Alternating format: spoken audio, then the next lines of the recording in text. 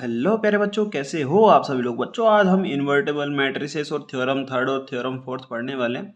मैं सच बता रहा हूँ, इसके आगे वाले क्वेश्चंस में मेरे को ऐसा फील हुआ नहीं कि उनकी जरूरत पड़ रही है, लेकिन फिर भी एक बार देख लीजिए आप, ठीक है। देखो बच्चों, इन्वर्टिबल मैट्रिक्स होता क्या है। इन्वर्टिबल मैट्रिक्स का मतलब है कि जो मैट्रिक्स एक स्क्वायर मैट्रिक्स है उसका इन्वर्स। तो इन्वर्स बच्चों क्या होता है, इन्वर्स का मतलब है कि जो अपनी डायगोनल मैट्रिक्स रहती है उसके अपोजिट वाली जो मैट्रिक्स है, मतलब उसके अपोजिट वाली जो डायगोनल है, यानी अपन डायगोनल मैट्रिक्स किसको कहते हैं, ये वाली डायगोनल होती है, ठीक है। डायगोनल वाली कौन सी लाइन होती है, यही होती है ना।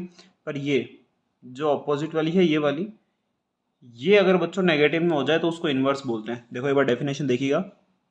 if A is a square matrix of order M and if there exists another square matrix B of the same order M such that AB is equals to BA, then B is called the inverse matrix of A and it is denoted by A inverse as in case is said to be invertible। अब देखो बच्चों एक चीज ध्यान से देखिएगा, यहाँ पे क्या दे रखा है। देखो A is equals to 2 3 1 2 and B is equals to 2 -3 -1 और 2। तो एक चीज अपन क्या देख रहे हैं कि ये कह रहा है कि बी इज क्या है, इसका ए का क्या है, इनवर्स है, यानी B is equals to A inverse. तो इनवर्स में देखो बच्चों क्या फर्क आ रहा है, अपने को ये दिख रहा है कि जो डायगोनल मैट्रिक्स, डायगोनल जो टर्म है उसके अलावा जो दूसरा डायगोनल है वो नेगेटिव हो जा रहा है, और उसको अपन क्या कह दे रहे हैं, उसको अपन कह दे रहे हैं कि वो किसका है, उसका इनवर्स है। और वैसे क्या कह रहा है ये, वैसे कह रहा है कि A B is equals to अगर बी है हो जाए then A is inverse and then B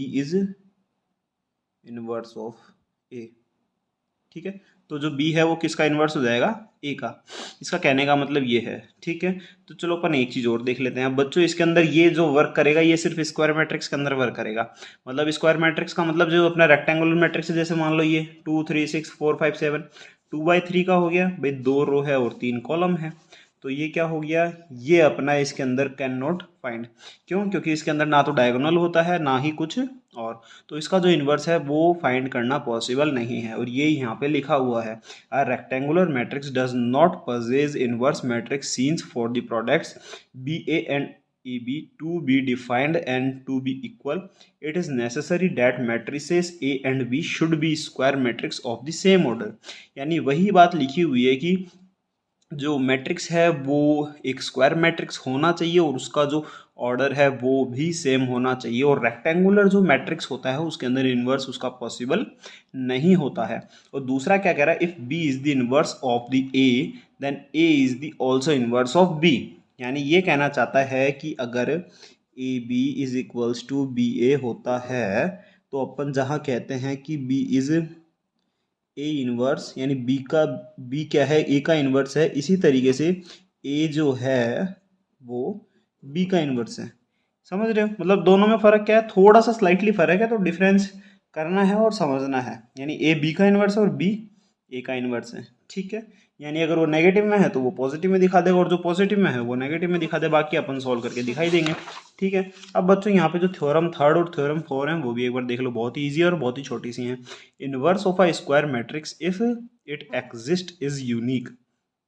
देखो अब ये कह रहा है कि इनवर्स ऑफ अ मैट्रिक्स, यानी एक स्क्वायर मैट्रिक्स का इनवर्स कब होता है, if it exist is unique.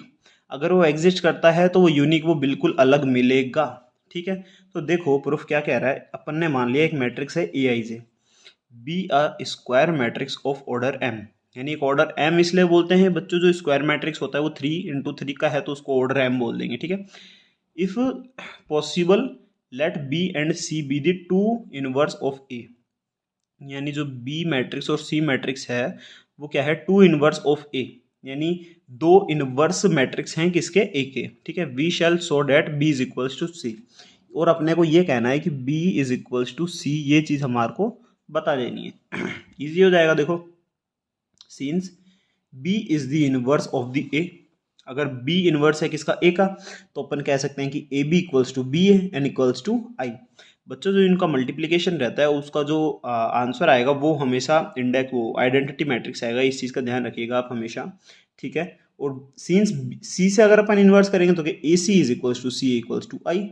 अब यहाँ से अगर बच्चों दोनों चीज़ें अगर मेरे को देखने को कॉमन मिल रही हैं तो मैं ये कह सकता हूँ कि ये दोनों भी इक्वल है आपस में, ठीक है। क्यों, क्योंकि ये भी आई है ये भी आई है और ये दोनों भी आपस में इक्वल हो गए। वही चीज़ यहाँ लिखिए, b is equals to B I, I से अपन मल्टीप्लिकेशन करते हैं कोई फर्क नहीं पड़ता, is equals to B A C, ठीक है, is equals to B A सी।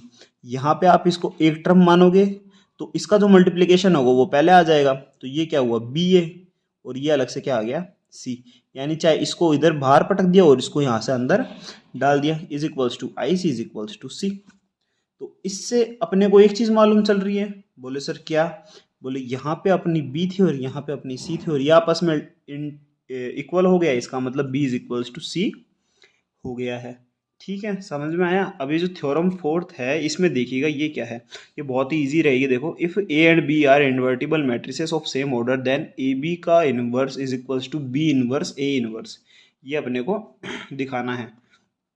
तो कोई बड़ी बात नहीं, देखो बच्चों अपने लिए अपने को दिखाना है। देखो, from the definition of inverse of the matrix we have, अब अपनी मैट्रिक्स की इनवर्स क्या कहती है कि अगर ए बी का उसके इनवर्स के साथ मल्टीप्लिकेशन किया जाए तो उसकी वैल्यू आती है आई।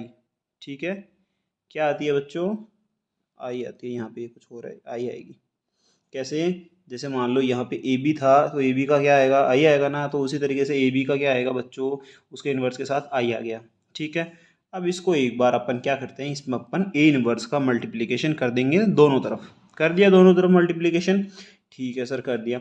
अब इसको बारी बारी से एक बार खोलते जाओ, खोलेंगे कैसे, इधर से इसको बाहर निकाल दिया और इसको अकेला छोड़ दिया, तो ये क्या हुआ, ए इनवर्स ए और बी डॉट ए बी का इनवर्स।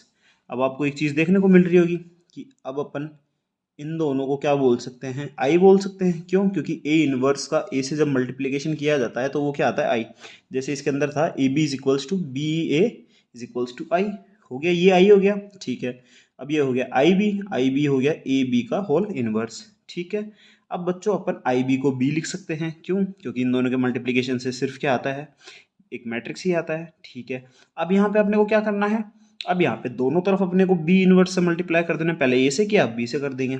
अब जैसे ही अपन इसको बी इनवर्स से मल्टीप्लिकेशन करेंगे बच्चों तो क्या है, B inverse B A B का होल इनवर्स। ठीक है, अगर इन दोनों को आप ध्यान से देखेंगे तो अब ये आई बन जाएगा।